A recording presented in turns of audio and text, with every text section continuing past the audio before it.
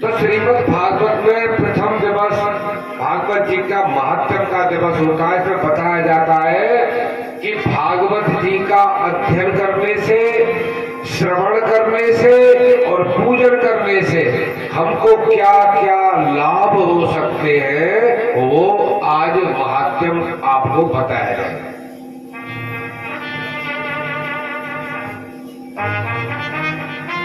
क्योंकि श्रीमद् भागवत कथा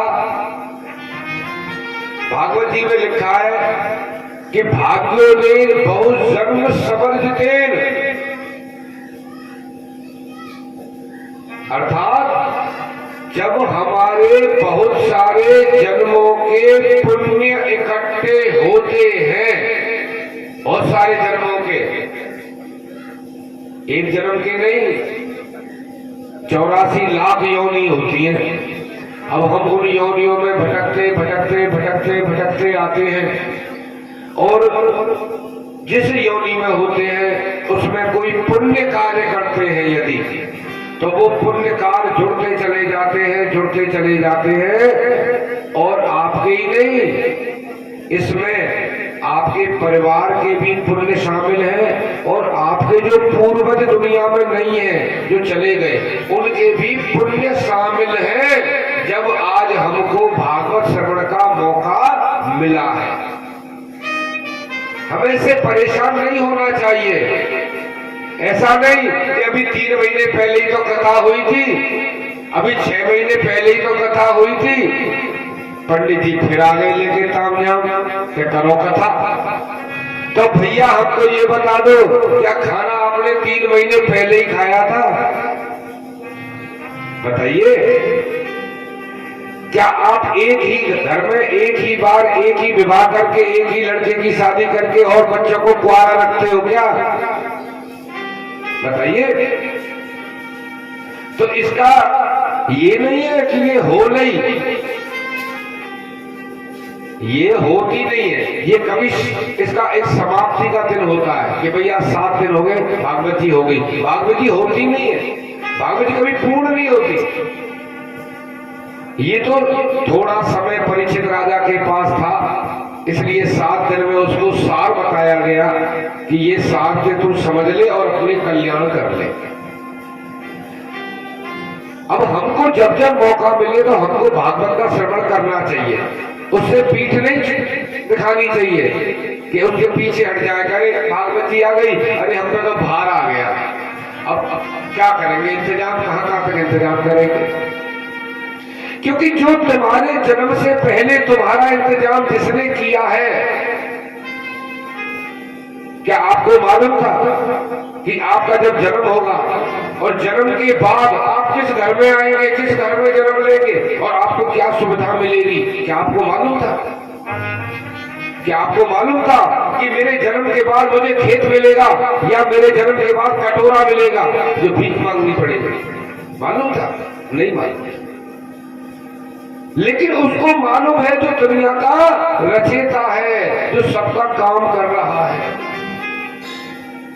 और ये उसी का नाम, उसका संकीर्तन, उसका ही ध्यान, उसमें हमको एकाग्र करने के लिए भागवत जी का श्रवण आवश्यक है। इसलिए जितनी बार मिले, दावत की कभी मना नहीं होती। बाबा कह रहे हैं 8 दिन पहले भंडारा हुआ, पंडित जी मैंने करवा दिया, खा लो। और निमंत्रण आ जाए किसी की शादी में तो फिर तो बस थाली भरला रसगुल्ला दे, उस कोने में बैठ के खाएंगे, कोई नहीं देखेगा, ले आ लपेट ला। इस चीज से हम कभी पूर्ण नहीं होंगे। तो कथा से पूर्ण कैसे हो गए? भगवान के नाम से पूर्ण कैसे हो गए? भजन कीर्तन से पूर्ण कैसे हो गए? कभी पूर्णता नहीं आती। यही महात्म्य में यही बताया गया है कि भागवत जी का जब जब आपको मौका मिले श्रवण करो। श्रद्धा सबसे बड़ा एक ऐसा फूल है, एक ऐसा फूल है श्रद्धा कि जब उसको लेकर आप भगवान की शरण में जाएंगे तो आप भगवान को भी प्रसन्न करेंगे और आपको भी सब कुछ मिलेगा। यदि श्रद्धा नहीं है तो कुछ भी नहीं है। में पैसा है तो पैसे से भगवान को खरीद नहीं सकते, पैसे से शांति प्राप्त नहीं कर सकते, पैसे से अपनी बीमारी को दूर नहीं कर सकते, पैसे से अपने बच्चों का विवाह नहीं कर सकते, पैसे से आप कुछ नहीं कर सकते। ये तो एक केवल हमारी जो रोजमर्रा के जो काम है, नित्य भुगतान, बस वही पूर्ति कर रहा है। अनन्यान चिंत्यन्तापो माम ये जना पर्युपासते तेषां नित्य भुक्तानां योगं क्षेमं वहाम्यहम्। भगवान कहते हैं तू क्यों चिंता करता है, तू अपनी किसी व्यवस्था की चिंता मत कर, मैं बैठा हूं। अगर तुझे चिंता करनी है तो तू ये चिंता कर कि आज तूने भजन कितना किया कि नहीं किया, आज तूने किसी का परोपकार किया कि नहीं किया, आज किसी संत की सेवा हुई कि नहीं हुई, आज हमने कोई उपकार किया कि नहीं किया, इस बात की चिंता कर और अनन्य भाव से मुझको भज। भगवान कहते हैं अनन्यान चिंतन्तापो माम, जो लोग मेरा अनन्य भाव से चिंतन करते हैं। अनन्य भाव जानते हो किसे कहते हैं? अनन्य भाव का मतलब है कि अन्य नहीं, यानी दूसरा नहीं, केवल तू, अकेला तू ही बस। जब अकेला हो जाता है ईश्वर हमारा कन्हैया, जब हम केवल कन्हैया के लिए ही सोचते हैं तो उसको कहते हैं अनन्य भाव।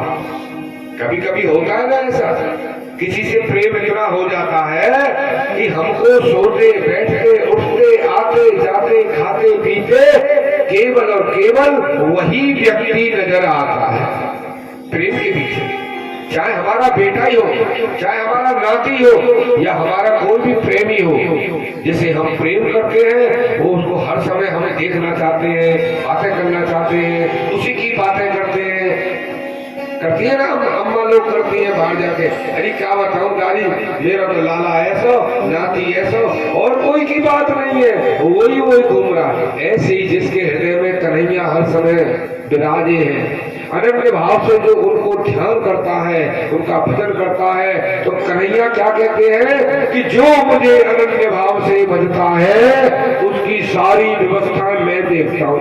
क्या क्या व्यवस्था है? जीव की 3 व्यवस्थाएं। एक तो नित्य भुगतान, यानी कि रोजाना के खाने पीने की व्यवस्था, सुबह का खाना, दोपहर का खाना, रात्रि का खाना, खाना पीना, ये सब व्यवस्था कौन करेगा? कन्हैया करेंगे। उनकी मैं करूंगा, तू मेरी चिंता कर तो मैं तेरी चिंता करूंगा। और योगम कहते हैं धन, यानी खाने पीने की व्यवस्था के अलावा मैं उसके लिए धन की व्यवस्था करता हूँ। जब उसे आवश्यकता होती है मेरे साधक को, मेरे भक्त को, तो मैं उसको धन की इंतजाम कराता हूँ, चाहे कहीं से करा मेरा काम। नंबर 3 खेमम, अर्थात मैं उसकी सुरक्षा और करता हूँ। बताइए, भगवान आपके लिए सब कुछ करने को तैयार है, तो आपको करना क्या है? केवल अनन्य भाव से भगवान का चिंतन करना और कुछ नहीं। वेद व्यास जी महाराज ने श्रीमद् भागवत का जो रचना की, वो रचना उससे पहले 17 पुराण बनाए, लेकिन 17 पुराणों के बाद भी हृदय को शांति नहीं मिली। और जब शांति नहीं मिली तो उन्होंने सोचा मैं क्या करूं, तो नारद जी के उपदेश देने पर उन्होंने 18वां पुराण श्रीमद् भागवत पुराण का निर्माण किया। और इससे शांति मिली क्यों? क्योंकि ये है कृष्ण चरित्र, कृष्ण कथा, और ये ऐसी कृष्ण कथा जो पूरे विश्व भर में व्यापक है।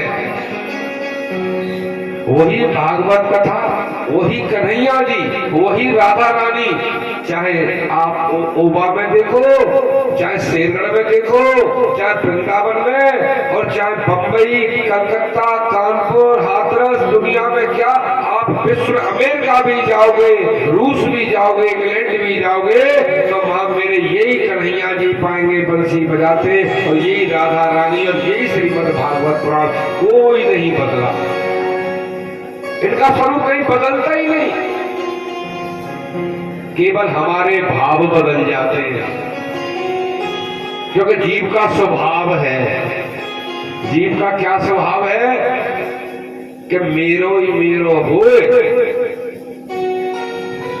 और भगवान क्या कहते हैं कि भैया तू यदि मेरो करेगो तो तेरो होगो, और तू अपनो ही अपनो करेगो तो तेरो ना होगो।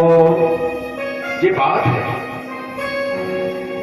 तो बहुत सुंदर सा एक श्लोक सर्वप्रथम भागवत जी में आता है, और पूरा भागवत का सार उसी श्लोक पर सिमट जाता है।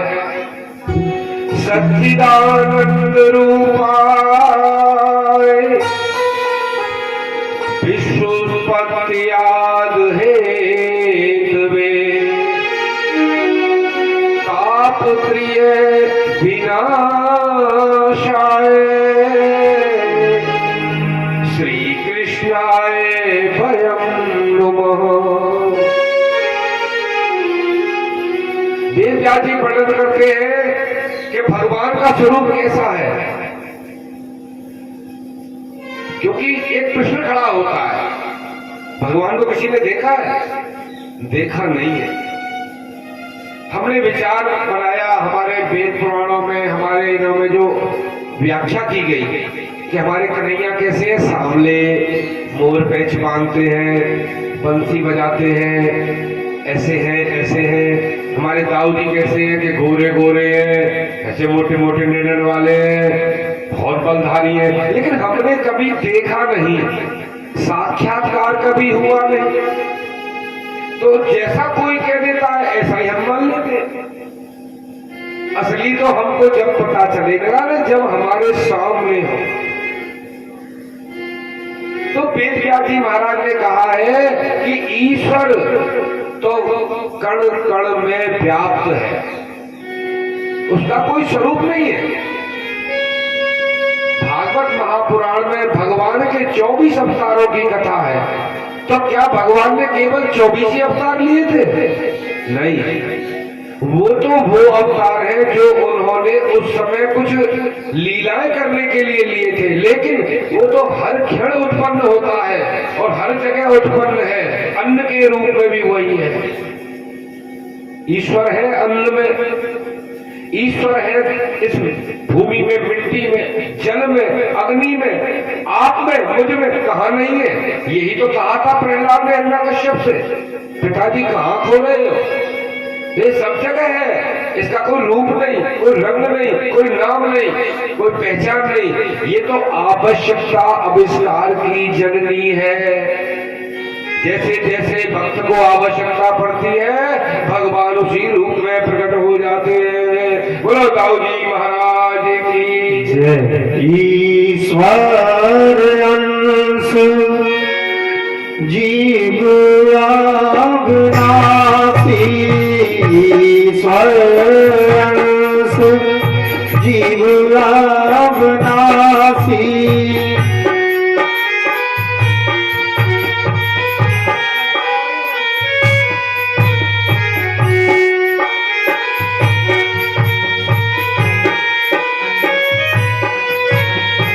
ईश्वर अंश जीव अविनाशी, ईश्वर अंश जीव अविनाशी, चेतन अमर सहज सुख नासी, चेतन अमर सहज सुख नासी। तो भगवान का कोई स्वरूप नहीं है, लेकिन तीन चीज बता दी उन्होंने। तीन ऐसे संकेत किए हैं, ऐसे संकेत करके बताएं कि ये 3 चीजें ध्यान रखो और समझो कि जहां ये 3 है तो वहां ईश्वर है, निश्चित है। क्योंकि हमारी आंखों पे माया का पर्दा रहता है, इस पर्दे से हमको आर पार दिखाई नहीं देता है। लेकिन यदि 3 चीजों का हम भान करें, महसूस करें, तो वो 3 चीज क्या है जो हमें ईश्वर का स्वरूप दिखाती है, दर्शन कराती है। तो 3 है, सत्य, चित और आनंद। जहां भी ये 3 चीज है, सत्यमेव जयते, सत्यम शिवम सुंदरम, सत्य ही ईश्वर है। सत्य, जहां सत्य है, जहां असत्य है, जहां झूठ है, वहां ईश्वर नहीं है।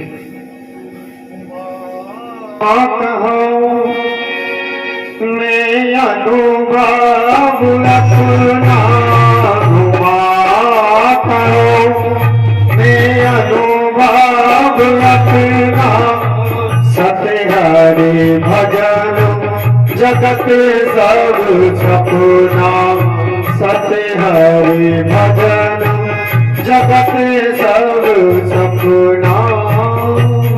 सत्य, जहां भी सत्य है वहां ईश्वर है। इसलिए हमको क्या करना चाहिए? हमेशा सत्य का दामन पकड़ के रहना चाहिए। झूठ बलवान हो सकती है, धनवान हो सकती है, झूठ बहुत बड़ा रूप लेकर के सामने प्रकट हो सकती है, जिसे देख के हम डर जाएं और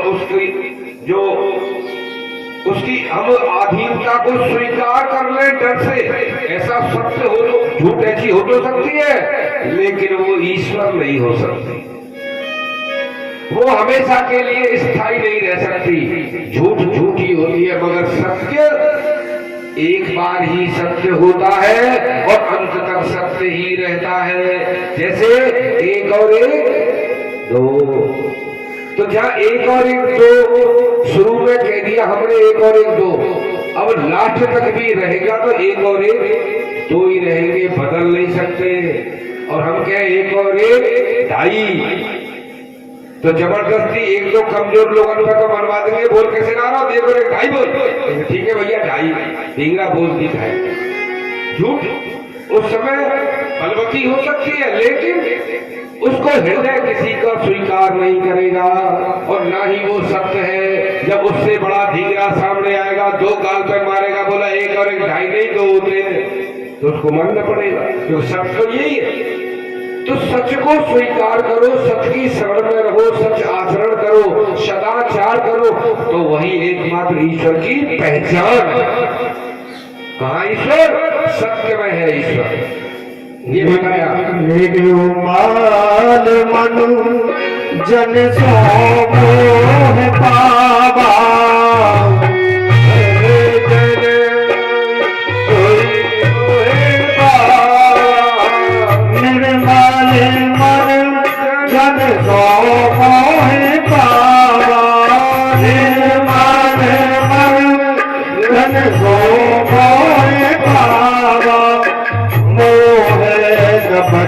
चल चेत न भावा, मोहे कपट चल चेत न भावा।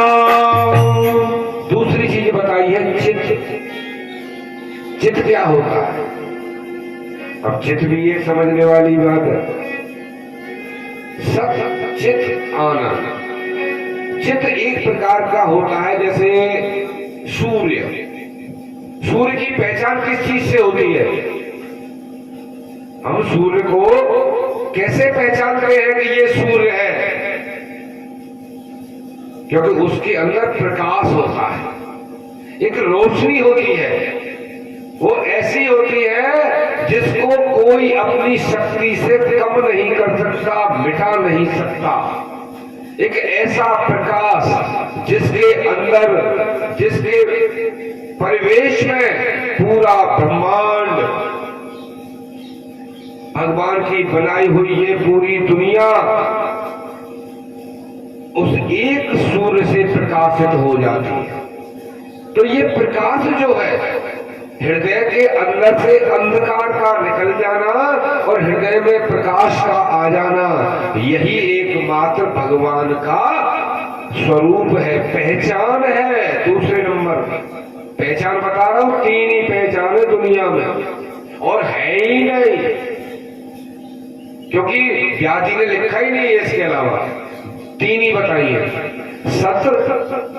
सत्य यानी सत्य, और चित्त यानी एक ऐसा प्रकाश जो सबके हृदय के अंदर होना चाहिए। यदि प्रकाश नहीं है, हृदय में अंधकार है, अगर आपके रास्ते में अंधकार हो, आपके कमरे के अंदर अंधकार हो, तो क्या काम आप अपना कर सकते हो? बिना प्रकाश के कुछ नहीं हो सकता। ऐसे ही ये एक प्रकाश, हमेशा ध्यान रखें, जिसके हृदय में, जिसके चेहरे पे तेज है, नूर है, जिसको प्रकाश है, वो केवल उसी के मिलेगा जहां ईश्वर है।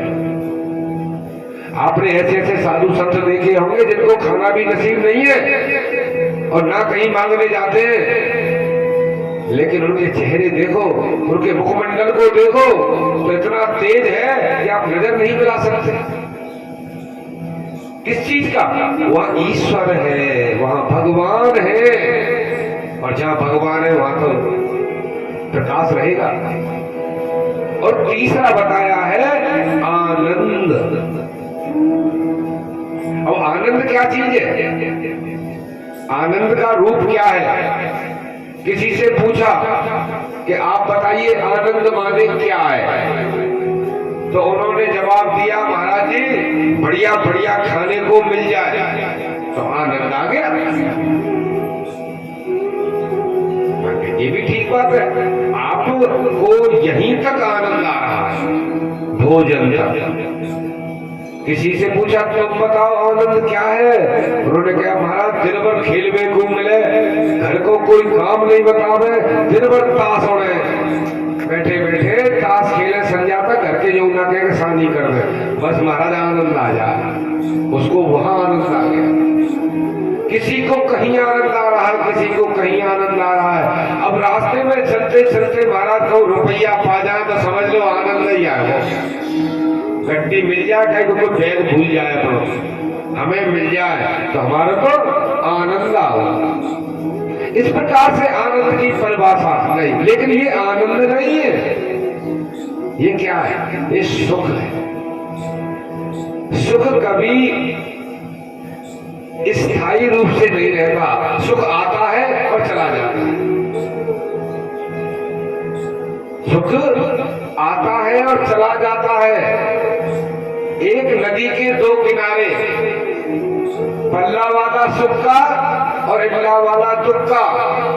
तो जब नदी की धारा में जब कोई बहता है तो वो जीव बहता हुआ, वो वस्तु बहती हुई कभी दुख वाले किनारे से टकरा जाती है और फिर धारा तेज आती है, फिर बहती बहती जाते जाते कभी सुख वाले किनारे से टकराती है, कभी दुख से, कभी सुख से, कभी दुख से, कभी सुख से। इसी प्रकार टकरा टकरा कर वो जीव बहता हुआ, वो वस्तु बहती हुई अपना जीवन का मंजिल पूरी कर जाती है और कहीं जाकर के नष्ट हो जाती है। तो कभी सुख से उसका मिलन होता है, कभी दुख से।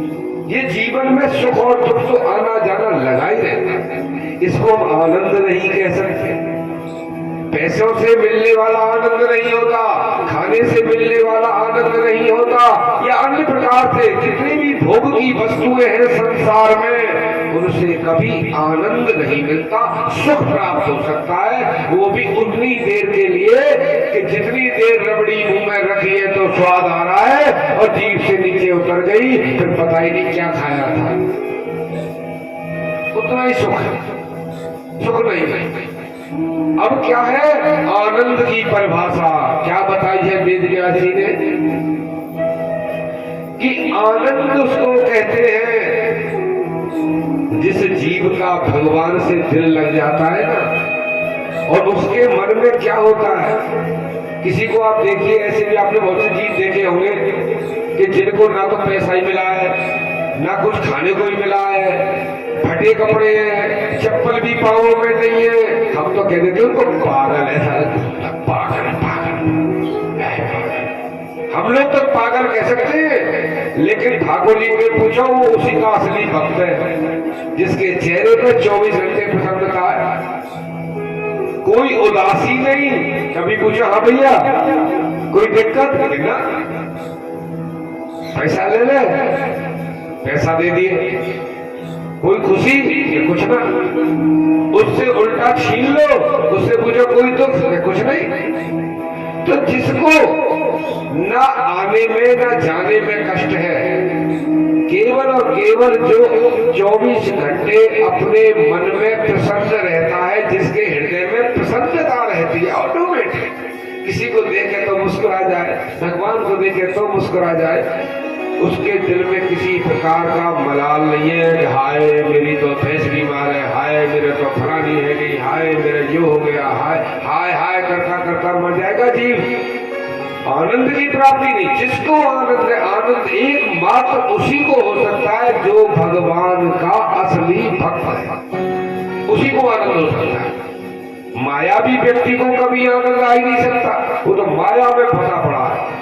सुख प्राप्त तो कर लेता है, उस समय बहुत भूल जाता है, ओहो मैं ये प्राप्त कर लिया, वो प्राप्त कर लिया, लेकिन ईश्वर को क्या प्राप्त कर लिया? आनंद को प्राप्त किया नहीं किया, क्योंकि आनंद का नाम जो है वो भगवान ही है साक्षात। तो तीन चीज बताइए, जहां बिना कुछ लिए दिए, बिना किसी कारण से अकारण ही प्रसन्नता है, वहां भगवान है। जिसके हृदय में ज्ञान का प्रकाश है, वो भगवान है वहां। जिसे पता है ये सही है, ये गलत है, गलत नहीं करना चाहिए, सत्य करना चाहिए। जब ये मालूम है ईश्वर सत्य जगत मिथ्या, जब ये जानता है और उस काम को करता है, तो निश्चित वहां भगवान है। और तीसरा, सत्य सत्य में यज्ञ। सत्यनारायण की कथा तो आपने सुनी है ना, हर घर में होती रहती है सत्यनारायण कथा, लेकिन हमने उसमें क्या सुना? हमने सुना लीलावती, कलावती, तुंगभद्र राजा, भील आया, भिखारी आया, ब्राह्मण के घर पे आया, ये सुनी हमने ये नहीं सुनी कि इसका सार क्या है, क्या है सत्यनारायण, किसको कहते हैं सत्यनारायण? इसी को कहते हैं सत्य माने ईश्वर, सत्य ही नारायण है। और वो नारायण जब प्रसन्न होता है जब हमारी भावनाओं में भी सत्यता हो। ऐसे नहीं सत्यनारायण सत्यनारायण के जयकारे लग रहे हैं और मन में झूठ नारायण बैठे हुए हैं, तो कल्याण नहीं होगा, उस जीव को कभी शांति नहीं मिलेगी। शांति कब मिलेगी? जब सत्य चित्त आनंद इन तीनों स्वरूपों का वो अपने अंदर ध्यान करे, इन स्वरूपों को, इन गुणों को, इन तथ्यों को अपने अंदर स्थायी रूप से जगा दे, रख ले अपने हृदय में, तो वो निश्चित ईश्वर प्राप्ति करेगा। तो यही तीन स्वरूप हैं, और ये तीन स्वरूप, इसी तीन स्वरूपों में भगवान बैठे हैं जो विश्व का कल्याण कर रहे हैं, जन्म दे रहे हैं विश्व को, पालन कर रहे हैं विश्व का, और भार जब बढ़ जाता है तो संहार करते हैं विश्व का, वो ईश्वर है। हो जिनको जीवन में मिला सत्संग है, उन्हें हर घड़ी आनंद ही आनंद है।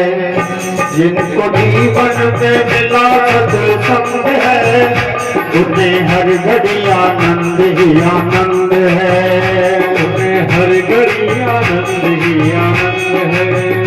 जिनको जीवन में मिला सत्संग है, उन्हें हर घड़ी आनंद ही आनंद है, हर घड़ी आनंद ही आनंद है, उनको हर घड़ी आनंद ही आनंद है, उन्हें हर घड़ी आनंद ही आनंद है।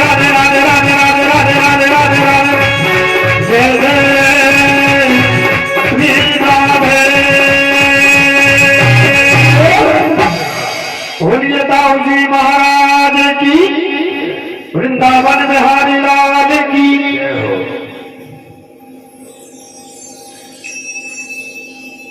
तो वेदव्यास जी महाराज कहते हैं कि 3 पहचान बताई ईश्वर कहाँ है और कौन है।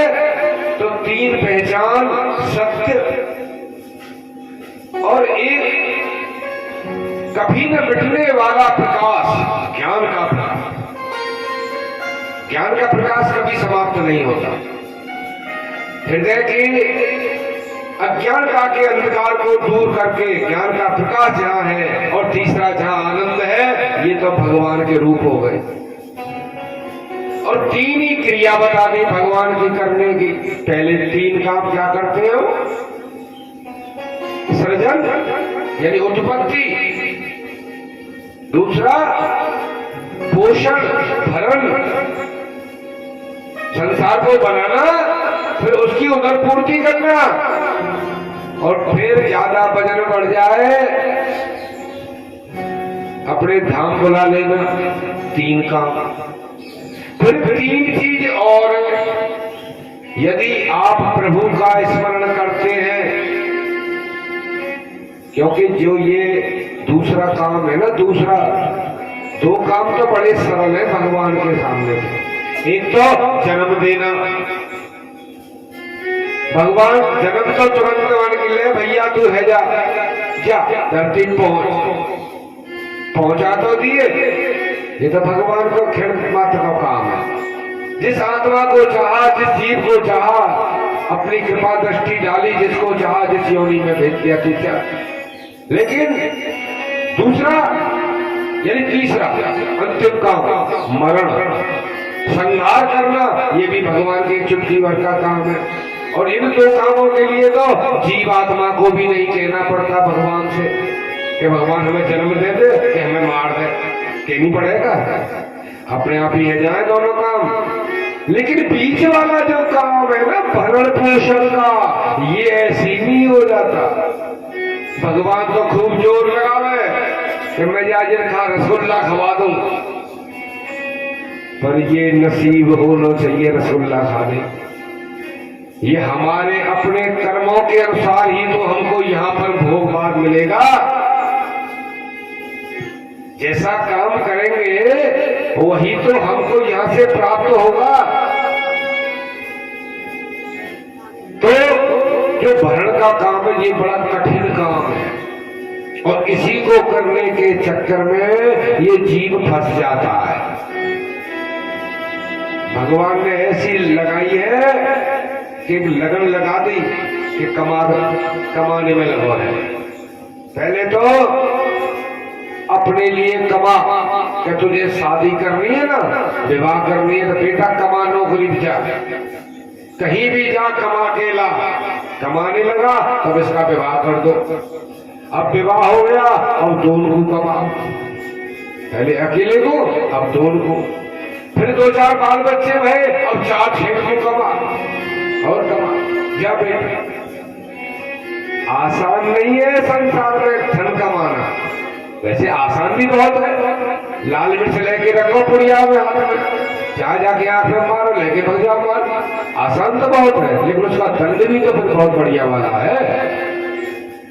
तो कठिन बहुत है, जीवन को चलाना बड़ा कठिन है। उस कठिनता में ये 3 तरह के कष्ट आते हैं। और वो कष्ट क्या है, कौन कौन से हैं? कि ताप प्रिय विनाशाय, 3 प्रकार के तापों का नाश करने वाले भगवान, वो 3 जो हमारे कष्ट है उनको दूर करते हैं। वो कौन कौन से? प्रत्येक जीवात्मा को 3 प्रकार के कष्ट होते हैं, चौथा किसी को है ही नहीं। ऐसे कौन से? अब बहुत से तो ये सोचते हैं हमारे को बहुत कष्ट है, पंडित जी ने 3 ही बताए कुल, यहाँ तो लेन लगी पड़ी है कष्ट। वो उन्हीं में आ जाते हैं, कैटेगरी होती है ना, उस कैटेगरी के आते हैं अंतर्गत। अब जैसे दैहिक दैविक भौतिक तापा, दैहिक दैविक भौतिक तापा, दैहिक दैविक दैहिक भौतिक तापा, दैहिक दैनिक भौतिक तापा, राम राज्य का हो नहीं व्यापा, राम राज्य का हो नहीं व्यापा। कष्ट कितने हैं? 3। कौन कौन से? दैहिक, यानी एक कष्ट है देह का। ये शायद कोई ऐसा योगी होगा, महापुरुष, जिसे ये कष्ट ना मिला हो। ये शरीर रोगों का घर है और इतने भगवान ने पता नहीं क्या बनाया है, अगर ये खाल उतर जाए तो देखने लायक भी नहीं रहता है। चमड़ी से मर दिया है, ऊपर कवर चढ़ा दिया है। आपने सोफा को देखा है? सोफा शादियों में मिलते हैं, भाई हम तो सोफा जरूर लेंगे, ले ले। सोफा में क्या है? कपड़ा ही कपड़ा है, फाड़ के देख अंदर, देख आना जाएगा पर उसमें बैठा भी नहीं जाएगा, कपड़ा ही कपड़ा।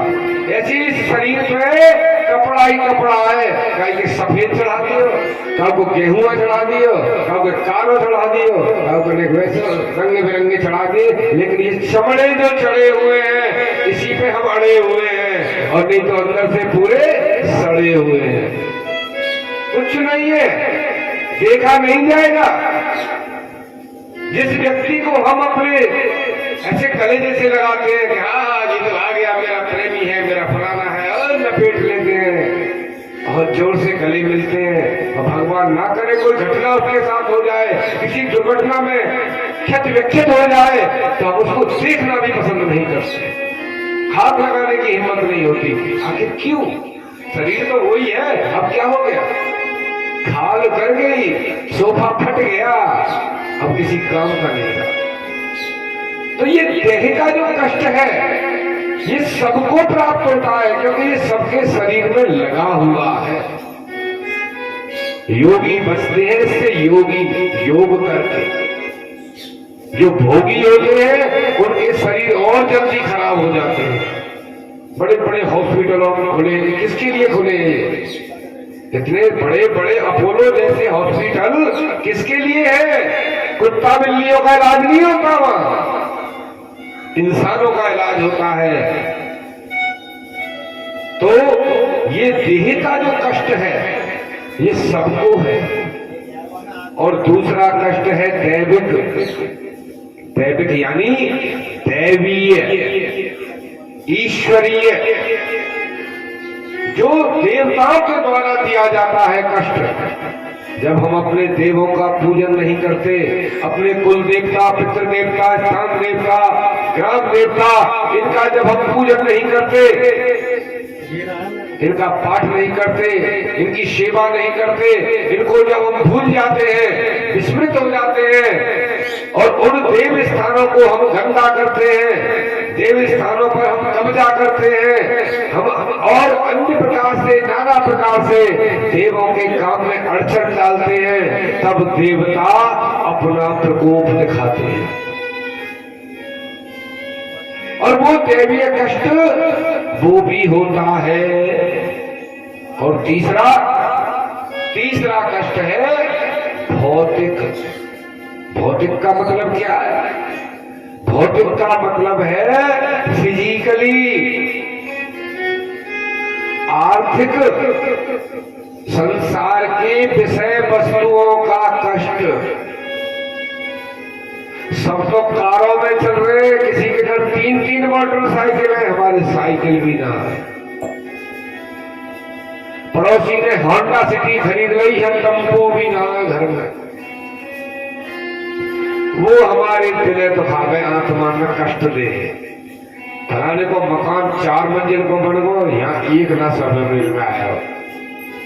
ये क्या कष्ट है? ये भौतिक कष्ट है जो हम देखते हैं। अरे उसके पास ऐसा, हम पे क्यों नहीं? अरे तुम्हारा मन भर गया, दुखी हो गए, ओहो उसका है, हम पे नहीं। और ये तीनों कष्ट सबके साथ है, ऐसा और नहीं है। कि जिसको कोई किसी को देख के ऐसे कोई तुम्हें देव पुरुष मिलेगा बहुत ही भाग से वह संत समझियो वह के पामर ने पकड़ लियो, जो दूसरे की संपत्ति को देख के जले नहीं। ऐसा कोई व्यक्ति अगर मिले अभी ऊपर से तो बहुत जोर से कहो अच्छा ये बना लिया तुमने, अरे तो बहुत बढ़िया कर लिया, और अच्छा जी गाड़ी खरीद ली है, अच्छा बहुत बढ़िया, अरे वाह। और बाद में जाके दूसरे मिलने वाले से कह रहा हूँ भैया यहाँ ने कहाँ पे डकैती डाल रही है, ये तुम सब कुछ कर लियो, कहाँ से लाया है। यानी वो प्रसन्न नहीं है आपकी जो है देख के विकास को खुश नहीं है, तो वो भी एक कष्ट है। तो इन तीनों कष्टों का निवारण कैसे हो सकता है? वो जब हो सकता है जब श्री कृष्णाय वयं नमः। लास्ट में लाइन इसी श्लोक में और दो शब्द कह के व्यास जी ने वो बता दिया, अर्थ उत्तर भी दे दिया। अब तक तो कह रहे सब चित्त आनंद ये भगवान का रूप है, हमेशा ध्यान रखना। जहाँ ये तीन चीज मिले यानी ज्ञान का प्रकाश मिले, जो व्यक्ति तुम्हें कोई ज्ञानी मिले, ज्ञान की बात करे, अच्छी बात बताए, सत्संग की बात करे, तो समझ लेना वो ईश्वर ही है, वो भगवान है। वाणी कहां से आई? किसने दी? ईश्वर ने। वेद किसने बनाए? ईश्वर ने। कान किसने बनाए? ईश्वर ने। किस लिए? कि मैं बोल रहा हूं, वेद की वाणी है, कान खोल लो, सुन लो। तो जो ज्ञानी है वो ईश्वर है, जो सत्यवादी है वो ईश्वर है, और जो आनंद में रहता है हर समय, किसी चीज का लोभ नहीं और कुछ उसको मिले भी नहीं, फिर भी वो पूर्ण आनंद में मस्त रहता है, वही भगवान का ही रूप है। आगे कथा आएगी भागवत जी में, भरत जी की, जड़ भरत जी की, वो ऐसे ही थे मस्त मौला, भगवान का स्वरूप होते हैं ऐसे। और ऐसे तुमको सत्य मिलेंगे, गृहस्थी तो सब तुम्हें माथे सुकड़े मिलेंगे। तो क्या करें बेचारे की अपनी मजबूरियां इतनी व्यवस्था देख रही है, और सत्य जिसके नाम पर सब कुछ त्याग देते हैं वो तुम्हें हर समय मस्त मिलेंगे। और वही आनंद का रूप भगवान का है। तीन काम भगवान करते हैं, जन्म देते हैं, पोषण करते हैं, श्रृंगार कर लेते हैं, और आपके तीन कष्टों को भी भगवान बचाते हैं। लेकिन ये सब काम कब होते हैं? जब श्री कृष्णाय वयं नमः, जब हम भगवान कृष्ण के शरण में अपने आप को समर्पित कर दें। जब तक हम कर्ता बनेंगे ना, जब तक भगवान भी नहीं आएगा। जब तक हमें यह हिम्मत करे हम ही कर लेंगे, भगवान क्या करे, तो नहीं आते।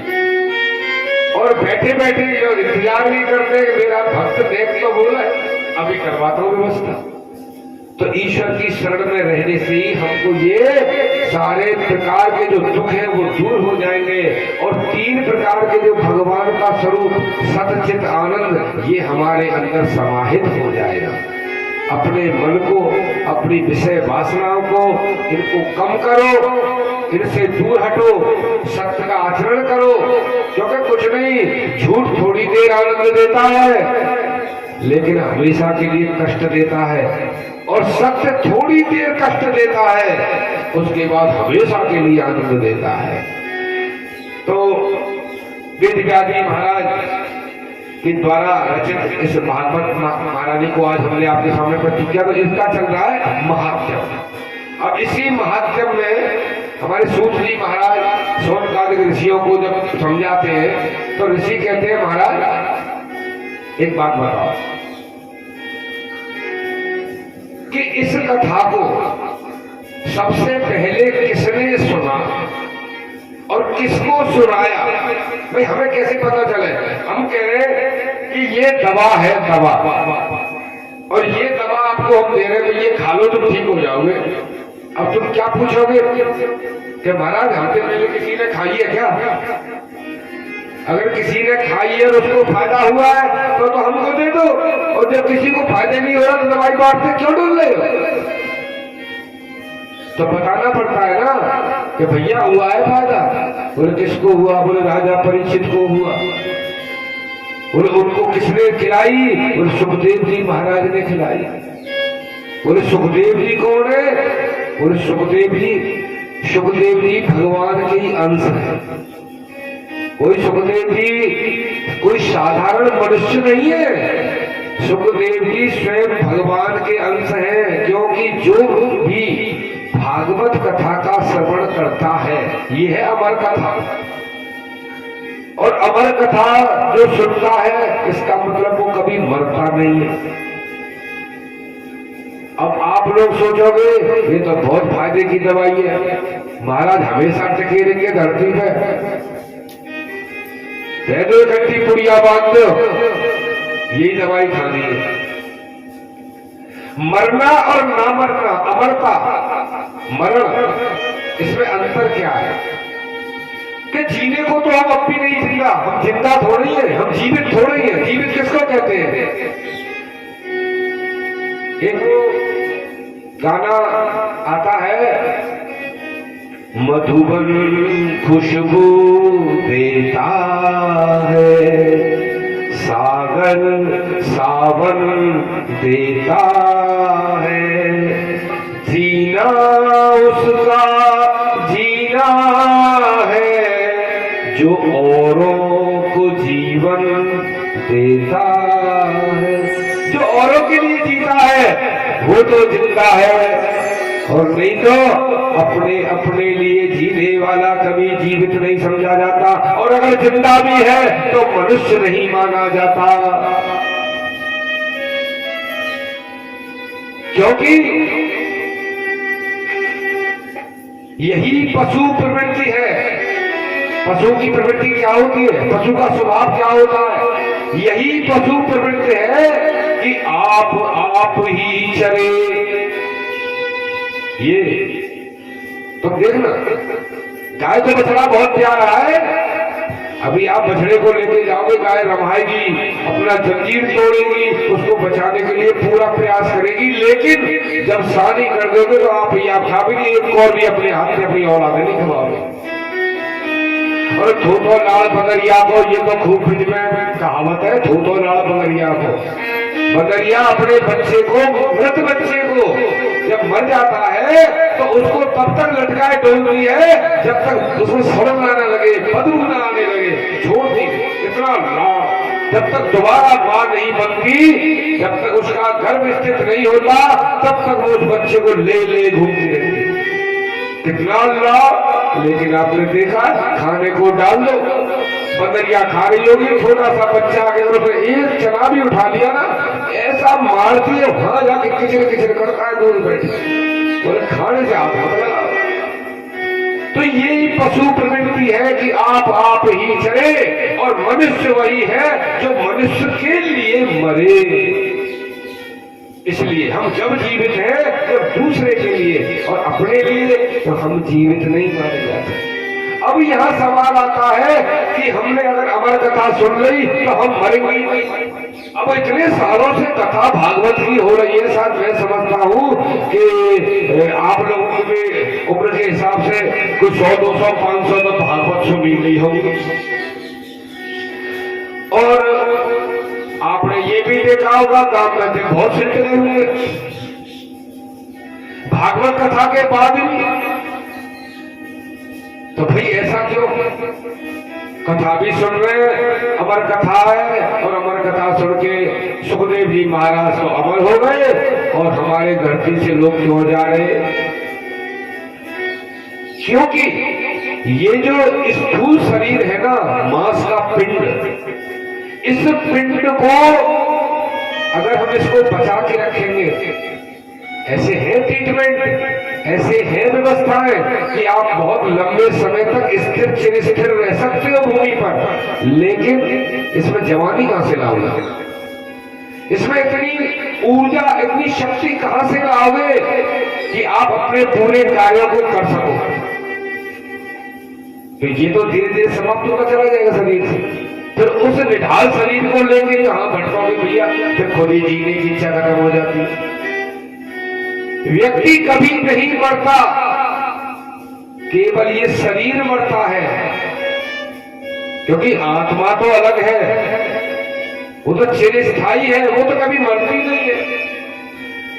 तो ये शरीर ही बदल जाता है। और भगवत कथा सुनने से ये शरीर जो हमारा बदलेगा, चोला बदलेगा, तो ये चोला प्रभु कृपा से किसी अच्छे दूसरे चोले में जाए, ये हमारी प्रार्थना होती है। और भागवत कथा सुनने वाले को अपने उस जन्म में भी, जो अगला जन्म, शरीर तो छोड़ना है, लेकिन जो अगला जन्म मिलेगा उस शरीर में जब हम जाएंगे तो हमारे जो अब हमने जो कुछ किया है, भागवत सुनी है इस जन्म में, वो हमारे कर्म, वो पुण्य उस जन्म में भी, उस रूप में भी हमारे काम आएंगे और हमको सही रास्ता दिखाएंगे।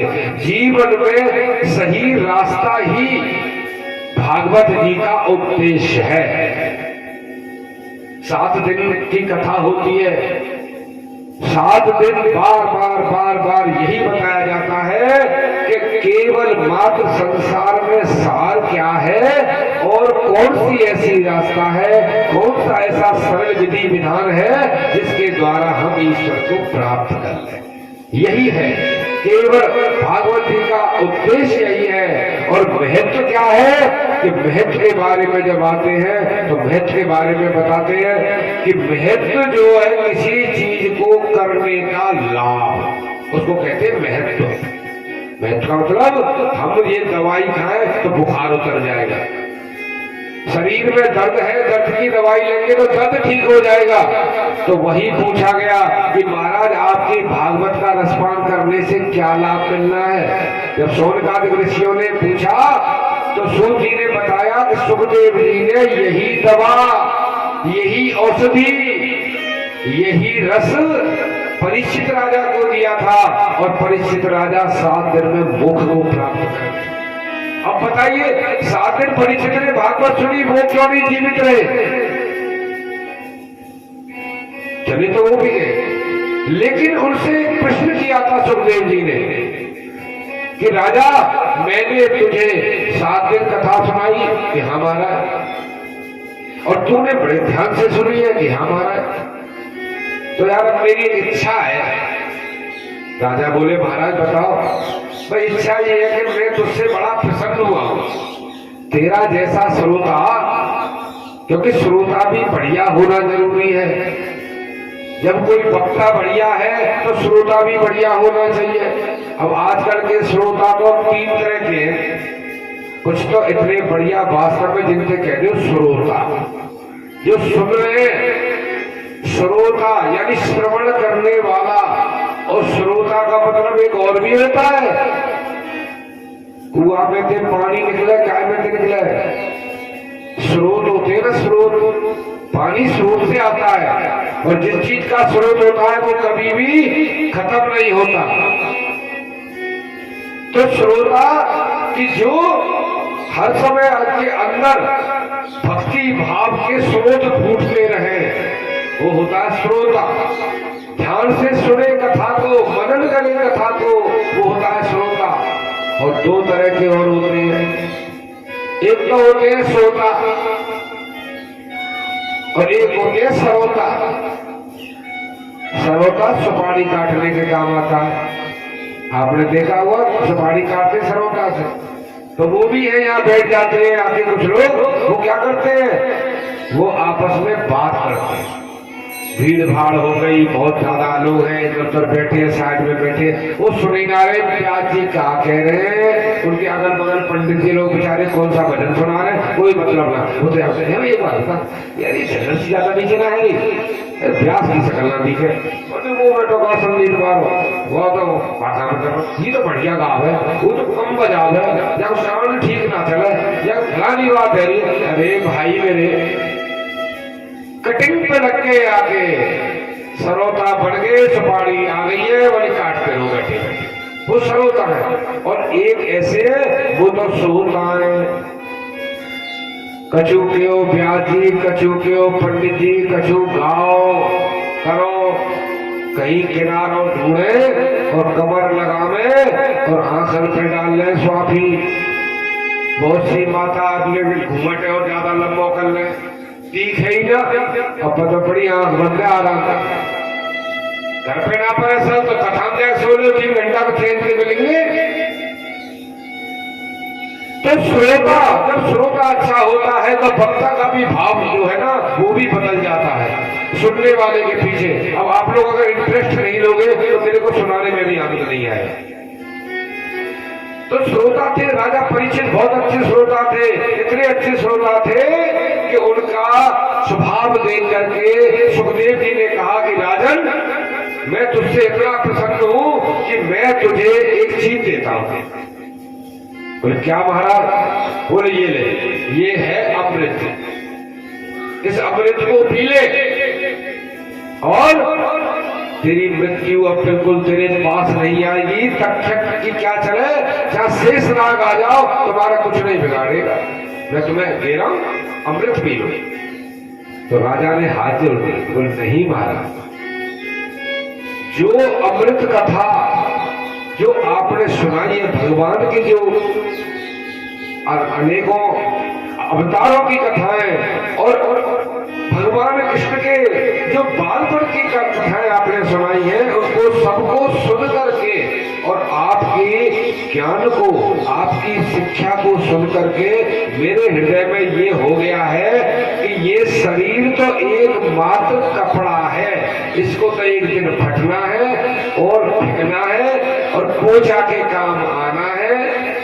बस आत्मा जो है वो जैसे हमारा शरीर कपड़े बदलता है, ऐसी आत्मा शरीर बदलती है।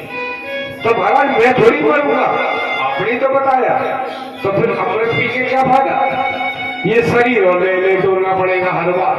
अरे कम से कम नए नए कपड़े तो मिलेंगे पहनने को। अब एक ही कपड़ा दे दिया, झगोला पहने दो, गर्मी है तो यही पहन, सर्दी है तो यही पहन, बरसात है तो यही पहन, और पहने ही जा, गंदा हो गया, पुराना हो गया, जर्जर हो गया, फिर भी उसी को पहन। तो भाई मन तो सबका बढ़ जाता है पुराने से। तो हमारी आत्मा का भी मन बढ़ जाता होगा, वो सोचती होगी मैं भी नया कपड़ा पहनूं, मैं भी किसी अच्छे शरीर में जाऊं, मैं भी किसी अच्छे कुल में जाऊं, मैं भी किसी अच्छे स्थान पर जन्म लूं जहां कहीं यमुना बहती हो, गंगा बहती हो, देव स्थान हो, मैं ऐसी जगह पे जाऊं। वो भी शरीर सोचते हैं। संसार में ऐसे भी लोग हैं जो अपने जीवन में आज तक वृंदावन भी नहीं आए होंगे। बहुत लोग हैं, सुनते हैं, देखते हैं कि वृंदावन है, लेकिन आज तक आ नहीं पाए। मुकद्दर में नहीं तो है ही नहीं, नसीब में नहीं आए। तो वो वहां क्या सोचते हैं कि हे भगवान, मैंने हमें कहां जन्म दे दिए, वहां ब्रज कहां जाके है वृंदावन, और कौन जाएगा यहाँ से 10,000 किलोमीटर दूर? नहीं जा पाते। अरे हम लोग भी नहीं जा पाते कई बार, पास की पास भी, तो दूर का व्यक्ति कैसे आए? तो ऐसी सोच ली आत्मा भी कि प्रभु हमें ऐसी जगह जन्म दे, हमारे शरीर बदल से कुत्ता बना दे, पर भक्तन की पत्तल तो चाटेंगे। कुत्ता बना दे कोई दिक्कत नहीं, बंदर बना दे कोई दिक्कत नहीं। बंदर बनेंगे तो ब्रजवासी को लूट के तो खाने को तो उनकी झूठन मिलेगी, और भिखारी बना ले तो भी कोई दिक्कत ना है, मांग मांग के पर छोड़ दे बड़े बड़े दल में। बुलवा के बिहारी लाल की